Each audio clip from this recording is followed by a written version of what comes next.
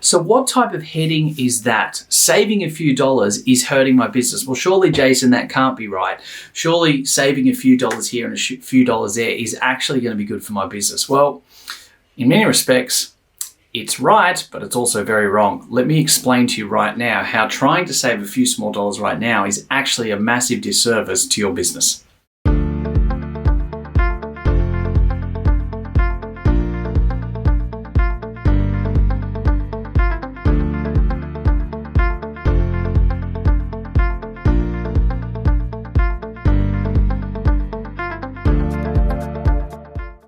All right, so let me tell you a quick little story. This happened. It happened several weeks ago now, but it was absolutely hilarious. Myself and one of our team in the Profitable Practice, Scott, we were actually there taking a new delivery of a whole bunch of products that we bring into the country, and we'd had some rain a couple of days beforehand. And so anyway, the gentleman was turning up. He turned up in his truck from the docks. They had all of the products that had to come in, and it was only a fairly small load, to be totally honest. We didn't have to get out the big forklifts and lifting all the pallets. It was only a couple of pallets. It was going to be, probably about a ton. Scotty and I knew we could take care of it. It'd be nice and simple and easy. So the gentleman turned up. And he was like, where am I going to put these? What am I going to do with it? And it became a pretty simple one where I said, look, mate, it's a little bit wet just over there. It's quite fine, etc. But what I need you to do is I need you to drive down. And when you drive down into that big area over there, if you could just turn and do like a 3-point turn. So drive down, turn left. And for those that are watching this, it'll make a little bit more sense. Drive down, turn into your left-hand side there, then do a back, and then you'll be a 3-point turn to go back out the opposite direction out the driveway. Now, it made easy sense. He nodded. He said, great, not a problem. I said, you don't want to go all the way down there to the storage, because obviously if you go right up close and then you're trying to back up that, and it's not really much of a hill, but it's still a little bit of a hill. It might be a little bit wet. Some of the area isn't graveled, so we just thought, just for safe, to make it easy, just do a 3-point turn. We'll be able to unload. It'll take us 15 minutes and you'll be out of here. He was like, not a problem. I'm going to do that right now. So, and that's my lame attempt at his accent. So anyway, what's he do? He literally jumps straight back in the truck, and maybe 5 to 10 seconds after having that 15-second conversation, he drives straight down, doesn't do a 3-point turn in the big area where that's marked out to do it. He drives straight down in front of the big storage shed and stops about a meter in front of the wall. And I looked at Scott and I said, well, this is going to be interesting. So we thought that we might have a problem, but we thought, okay, let's see if we do, and we've got a bit of time to work it out. So he got out of the truck and I said, mate, did you listen to anything I just said about it being a little bit wet? You've got a heavy truck, you've got a lot of stock on here. Might this be a bit of a problem? And he said, no, we'll be fine. So I said, okay, not a problem. Do you want to just back up now for me just to make sure that we are okay? To which he jumped in, started to try and back. He got about 6 inches, maybe 8, and the front wheel started to spin. And of course, he was going to get bogged. So here's what we decided to do. Scott and I said, well, we're in a situation, buddy, where we're going to unload and we're going to take care of this, and your job is to get your truck out from being bogged. And so we started unloading, doing everything, and he proceeded to make an absolute royal mess of the scenario. Cut a long story short, he wanted then our help to actually get him out of there, and I pretty much kept it fairly short and made him realize, well, mate, I did tell you exactly what to do to avoid this situation.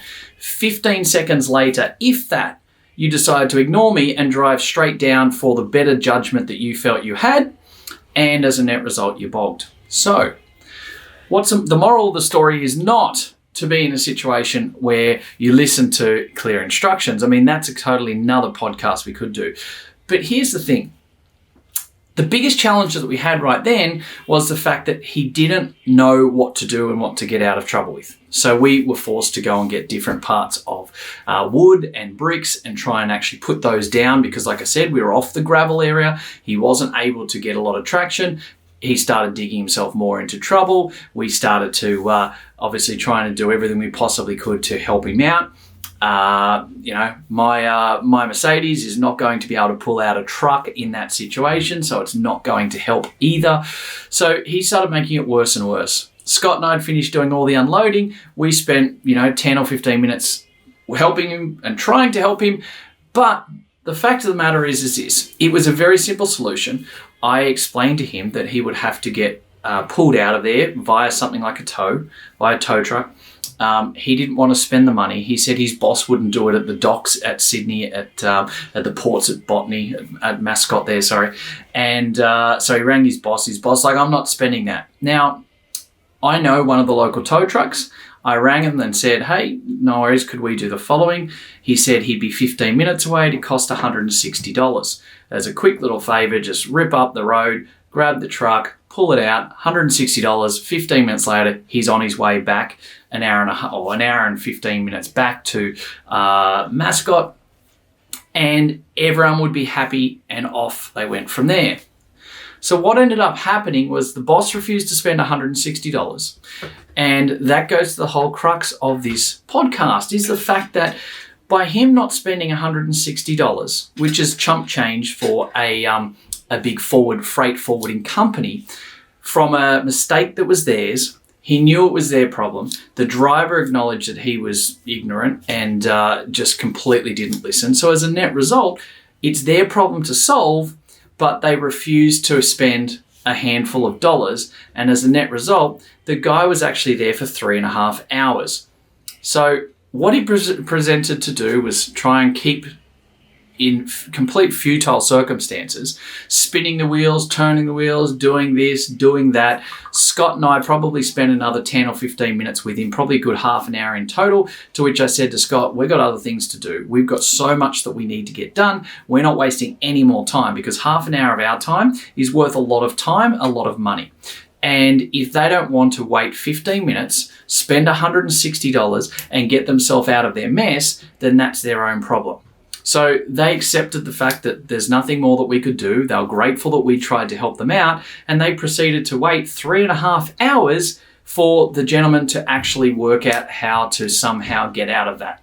Now, what it ended up being was I actually got another person that I know to come and bring a mid-sized vehicle to actually make that whole process move forward. But I didn't do that straight away. Why? Because I was too busy. We had to work with clients. I had several of my businesses I had to work with and get things organized. And the fact of the matter is, I had presented a very simple challenge. They presented a very simple challenge.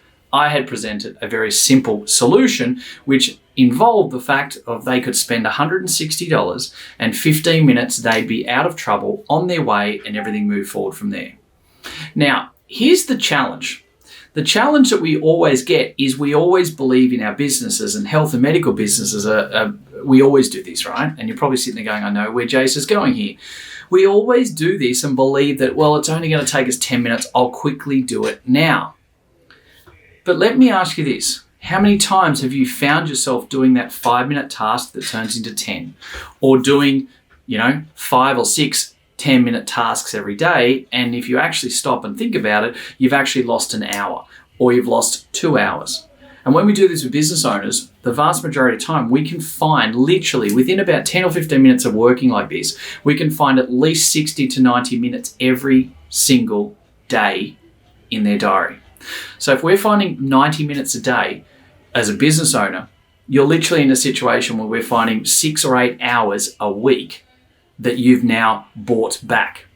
Now, granted, that might be a few dollars that you need to spend on something. It might be spending it on better systems. Maybe it's particular technology. We sit back all the time and go, I'm not spending $50 a month on that program. I can't afford that. Yet you're more than happy to spend 2 or 3 hours a month, or an hour or 2 a week, working and making that happen. Now, what's an hour or 2 hours of your time worth? What's 2 or 3 hours a month worth to you compared to the $50 subscription and the automation side of that? Maybe it's just a matter of actually getting your VA for $7 or $8 an hour to do it. Now, if that takes you an hour and it takes them 2 hours, what's an hour of your time worth for $15 or $16 of time invested into having the VA get it done now? And so many times I hear health professionals say, oh, I can't afford that. I can't do that. We can't afford that. But like the great Robert Kiyosaki taught the world, we shouldn't be saying, I can't afford that, or I can't. That's the downside. That's the negative side of people that are never going to get ahead. What we need to do is actually say, how can I afford that? What do I need to do to afford that? How do I make these things happen? Like, how can I make that happen? How can I afford that? So it's never actually about not being able to afford it. It's about a change in our mindset of understanding that we can afford it, and what do I need to do or say or put into place to make that occur. And so in this situation, a few dollars, $160 for the freight forwarding company, needed to simply be spent, and 15 minutes later, they would have been on their way. But instead, nope. They didn't do that because they apparently couldn't spend $160. And instead, they had a truck off the road for 3.5 hours. They had a driver sitting around doing nothing for 3.5 hours. And he was meant to go back and do another big delivery that day, which then had to get put onto someone else. So as a net result, they had to pay another guy overtime to come back and do another 1 or 2 hour run, etc. So that would have actually cost them probably another $100 or $200 anyway in time, and they were paying this driver as well. So it's actually cost them more than double what it would have cost for them to invest a small amount of dollars right now and keep their business moving forward in that respect.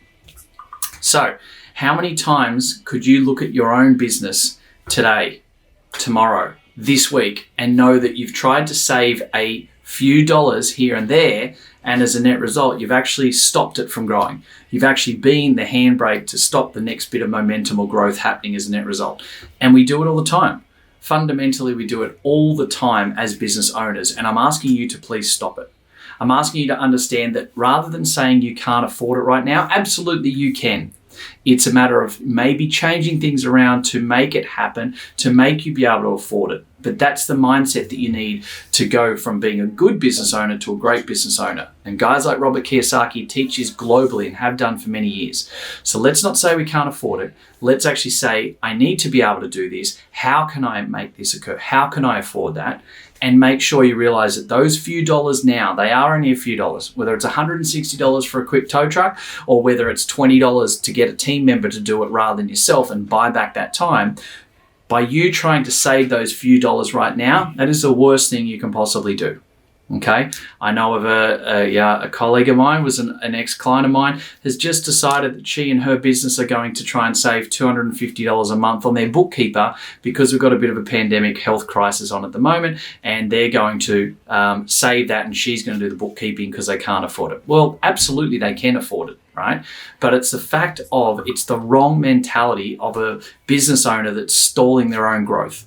You've got to be prepared to spend that and invest that, because the freeing up of 3 or 4 hours a month is a hell of a lot more than $250. So guys, please stop trying to save a few dollars and do it yourself, because ultimately at the end of the day, you need to be able to invest the time wisely, your time wisely. You need to invest those few dollars and be efficient and effective always. But make sure that you invest those few dollars now, because it's a few dollars that you're trying to save every hour or every week that's ultimately holding your business back from exploding out into the growth that you're so desiring right now. Have a great afternoon, and I'll talk to you soon. Cheers. Hey guys, thank you very much for listening to another episode of the Profitable Practice Podcast. I would love nothing more than for you to be able to leave a review. I get so much joy out of listening and reading the amazing things that you guys say about this. So please subscribe to our channel, leave a review, and share it with your friends. Let's get some more fantastic information out there so all of us can grow the industry together. Cheers for now.